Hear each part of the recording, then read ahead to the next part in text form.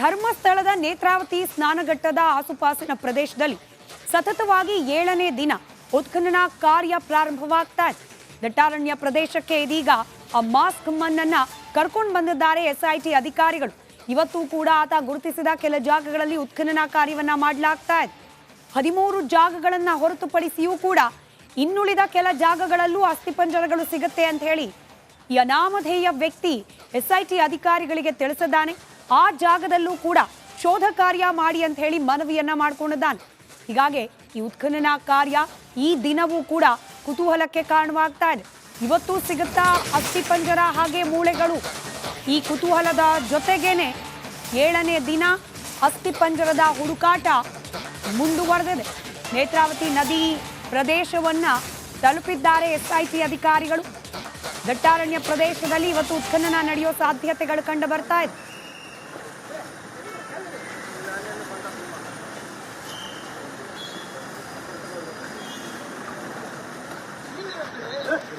ನೇತ್ರಾವತಿ ದಡಕ್ಕೆ ಎಸ್ಐಟಿ ತಂಡ ಆಗಮಿಸಿದೆ. ಶೋಧ ಕಾರ್ಯ ಮಾಡ್ತಾ ಇರುವುದರ ಕೆಲ ದೃಶ್ಯಗಳು ರಿಪಬ್ಲಿಕ್ ಕನ್ನಡದ ಎಕ್ಸ್ಕ್ಲೂಸಿವ್ ದೃಶ್ಯಗಳನ್ನ ನೀವು ಗಮನಿಸ್ತಾ ಇದ್ದೀರಿ.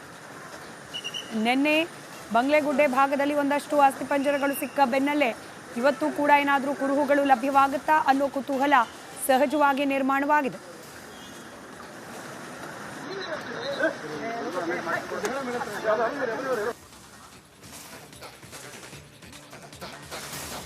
ಧರ್ಮಸ್ಥಳದ ನೇತ್ರಾವತಿ ಸ್ನಾನಘಟ್ಟದ ಆಸುಪಾಸಿನ ಪ್ರದೇಶದಲ್ಲಿ ಸತತವಾಗಿ 7ನೇ ದಿನ ಉತ್ಖನನ ಕಾರ್ಯ ಪ್ರಾರಂಭವಾಗ್ತಾ ಇದೆ. ದಟ್ಟಾರಣ್ಯ ಪ್ರದೇಶಕ್ಕೆ ಇದೀಗ ಆ ಮಾಸ್ಕ್ ಮನ್ನನ್ನ ಕರ್ಕೊಂಡು ಬಂದಿದ್ದಾರೆ ಎಸ್ಐಟಿ ಅಧಿಕಾರಿಗಳು.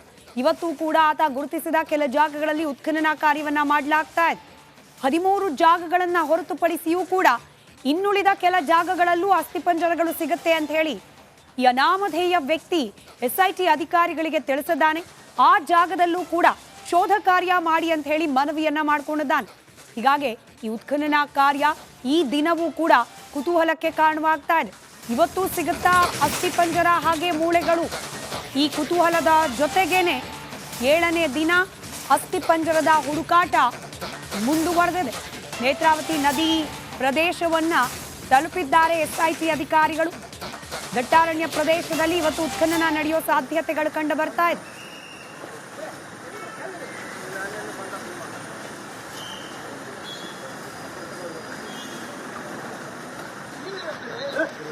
ನೇತ್ರಾವತಿ ದಡಕ್ಕೆ ಎಸ್ಐಟಿ ತಂಡ ಆಗಮಿಸಿದೆ. ಶೋಧ ಕಾರ್ಯ ಮಾಡ್ತಾ ಇರುವುದರ ಕೆಲ ದೃಶ್ಯಗಳು ರಿಪಬ್ಲಿಕ್ ಕನ್ನಡದ ಎಕ್ಸ್ಕ್ಲೂಸಿವ್ ದೃಶ್ಯಗಳನ್ನ ನೀವು ಗಮನಿಸ್ತಾ ಇದ್ದೀರಿ. ನಿನ್ನೆ ಬಂಗ್ಲೆಗುಡ್ಡೆ ಭಾಗದಲ್ಲಿ ಒಂದಷ್ಟು ಅಸ್ಥಿಪಂಜರಗಳು ಸಿಕ್ಕ ಬೆನ್ನಲ್ಲೇ ಇವತ್ತು ಕೂಡ ಏನಾದರೂ ಕುರುಹುಗಳು ಲಭ್ಯವಾಗುತ್ತಾ ಅನ್ನೋ ಕುತೂಹಲ ಸಹಜವಾಗಿ ನಿರ್ಮಾಣವಾಗಿದೆ.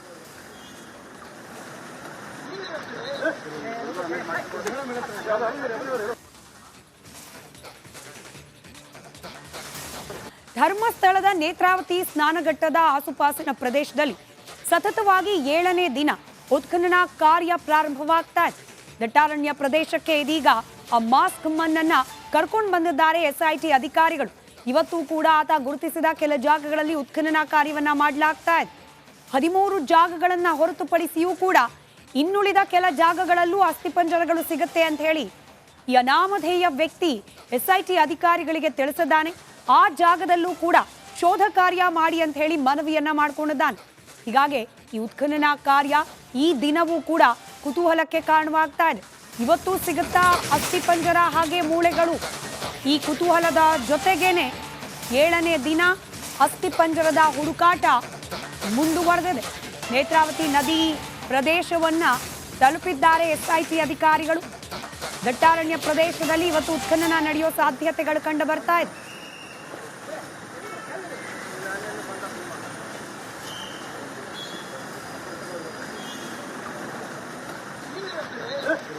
ನೇತ್ರಾವತಿ ದಡಕ್ಕೆ ಎಸ್ಐಟಿ ತಂಡ ಆಗಮಿಸಿದೆ. ಶೋಧ ಕಾರ್ಯ ಮಾಡ್ತಾ ಇರುವುದರ ಕೆಲ ದೃಶ್ಯಗಳು ರಿಪಬ್ಲಿಕ್ ಕನ್ನಡದ ಎಕ್ಸ್ಕ್ಲೂಸಿವ್ ದೃಶ್ಯಗಳನ್ನ ನೀವು ಗಮನಿಸ್ತಾ ಇದ್ದೀರಿ. ನಿನ್ನೆ ಬಂಗ್ಲೆಗುಡ್ಡೆ ಭಾಗದಲ್ಲಿ ಒಂದಷ್ಟು ಅಸ್ಥಿಪಂಜರಗಳು ಸಿಕ್ಕ ಬೆನ್ನಲ್ಲೇ ಇವತ್ತು ಕೂಡ ಏನಾದರೂ ಕುರುಹುಗಳು ಲಭ್ಯವಾಗುತ್ತಾ ಅನ್ನೋ ಕುತೂಹಲ ಸಹಜವಾಗಿ ನಿರ್ಮಾಣವಾಗಿದೆ.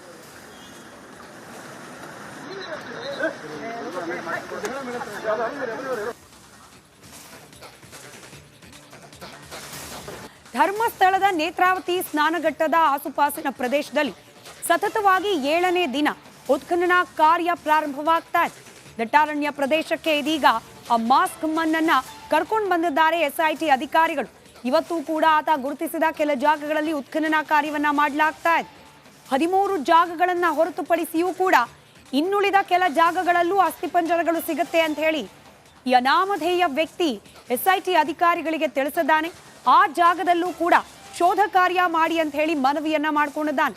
ಹೀಗಾಗಿ ಈ ಉತ್ಖನನ ಕಾರ್ಯ ಈ ದಿನವೂ ಕೂಡ ಕುತೂಹಲಕ್ಕೆ ಕಾರಣವಾಗ್ತಾ ಇದೆ. ಇವತ್ತು ಸಿಗುತ್ತಾ ಅಸ್ಥಿಪಂಜರ ಹಾಗೆ ಮೂಳೆಗಳು? ಈ ಕುತೂಹಲದ ಜೊತೆಗೇನೆ 7ನೇ ದಿನ ಅಸ್ಥಿಪಂಜರದ ಹುಡುಕಾಟ ಮುಂದುವರೆದಿದೆ. ನೇತ್ರಾವತಿ ನದಿ ಪ್ರದೇಶವನ್ನ ತಲುಪಿದ್ದಾರೆ ಎಸ್ಐಟಿ ಅಧಿಕಾರಿಗಳು. ದಟ್ಟಾರಣ್ಯ ಪ್ರದೇಶದಲ್ಲಿ ಇವತ್ತು ಉತ್ಖನನ ನಡೆಯೋ ಸಾಧ್ಯತೆಗಳು ಕಂಡು ಬರ್ತಾ ಇದೆ.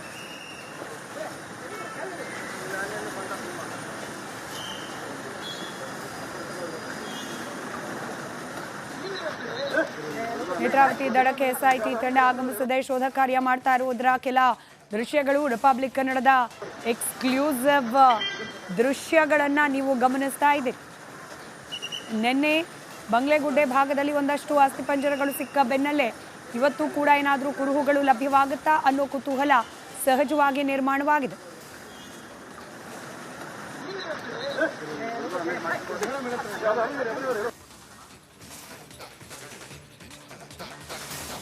ಧರ್ಮಸ್ಥಳದ ನೇತ್ರಾವತಿ ಸ್ನಾನಘಟ್ಟದ ಆಸುಪಾಸಿನ ಪ್ರದೇಶದಲ್ಲಿ ಸತತವಾಗಿ 7ನೇ ದಿನ ಉತ್ಖನನ ಕಾರ್ಯ ಪ್ರಾರಂಭವಾಗ್ತಾ ಇದೆ. ದಟ್ಟಾರಣ್ಯ ಪ್ರದೇಶಕ್ಕೆ ಇದೀಗ ಆ ಮಾಸ್ಕ್ ಮನ್ನನ್ನ ಕರ್ಕೊಂಡು ಬಂದಿದ್ದಾರೆ ಎಸ್ಐಟಿ ಅಧಿಕಾರಿಗಳು. ಇವತ್ತು ಕೂಡ ಆತ ಗುರುತಿಸಿದ ಕೆಲ ಜಾಗಗಳಲ್ಲಿ ಉತ್ಖನನ ಕಾರ್ಯವನ್ನ ಮಾಡಲಾಗ್ತಾ ಇದೆ. 13 ಜಾಗಗಳನ್ನ ಹೊರತುಪಡಿಸಿಯೂ ಕೂಡ ಇನ್ನುಳಿದ ಕೆಲ ಜಾಗಗಳಲ್ಲೂ ಅಸ್ಥಿಪಂಜರಗಳು ಸಿಗುತ್ತೆ ಅಂತ ಹೇಳಿ ಈ ಅನಾಮಧೇಯ ವ್ಯಕ್ತಿ ಎಸ್ಐಟಿ ಅಧಿಕಾರಿಗಳಿಗೆ ತಿಳಿಸಿದ್ದಾನೆ. ಆ ಜಾಗದಲ್ಲೂ ಕೂಡ ಶೋಧ ಕಾರ್ಯ ಮಾಡಿ ಅಂತ ಹೇಳಿ ಮನವಿಯನ್ನ ಮಾಡಿಕೊಂಡಿದ್ದಾನೆ. ಹೀಗಾಗಿ ಈ ಉತ್ಖನನ ಕಾರ್ಯ ಈ ದಿನವೂ ಕೂಡ ಕುತೂಹಲಕ್ಕೆ ಕಾರಣವಾಗ್ತಾ ಇದೆ. ಇವತ್ತು ಸಿಗುತ್ತಾ ಅಸ್ಥಿಪಂಜರ ಹಾಗೆ ಮೂಳೆಗಳು? ಈ ಕುತೂಹಲದ ಜೊತೆಗೇನೆ 7ನೇ ದಿನ ಅಸ್ಥಿಪಂಜರದ ಹುಡುಕಾಟ ಮುಂದುವರೆದಿದೆ. ನೇತ್ರಾವತಿ ನದಿ ಪ್ರದೇಶವನ್ನ ತಲುಪಿದ್ದಾರೆ ಎಸ್ಐಟಿ ಅಧಿಕಾರಿಗಳು. ದಟ್ಟಾರಣ್ಯ ಪ್ರದೇಶದಲ್ಲಿ ಇವತ್ತು ಉತ್ಖನನ ನಡೆಯೋ ಸಾಧ್ಯತೆಗಳು ಕಂಡು ಬರ್ತಾ ಇದೆ.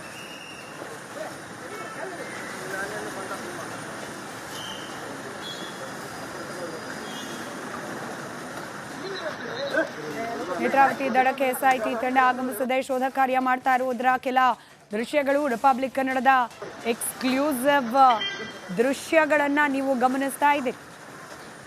ನಿನ್ನೆ ಬಂಗ್ಲೆಗುಡ್ಡೆ ಭಾಗದಲ್ಲಿ ಒಂದಷ್ಟು ಅಸ್ಥಿಪಂಜರಗಳು ಸಿಕ್ಕ ಬೆನ್ನಲ್ಲೇ ಇವತ್ತು ಕೂಡ ಏನಾದರೂ ಕುರುಹುಗಳು ಲಭ್ಯವಾಗುತ್ತಾ ಅನ್ನೋ ಕುತೂಹಲ ಸಹಜವಾಗಿ ನಿರ್ಮಾಣವಾಗಿದೆ.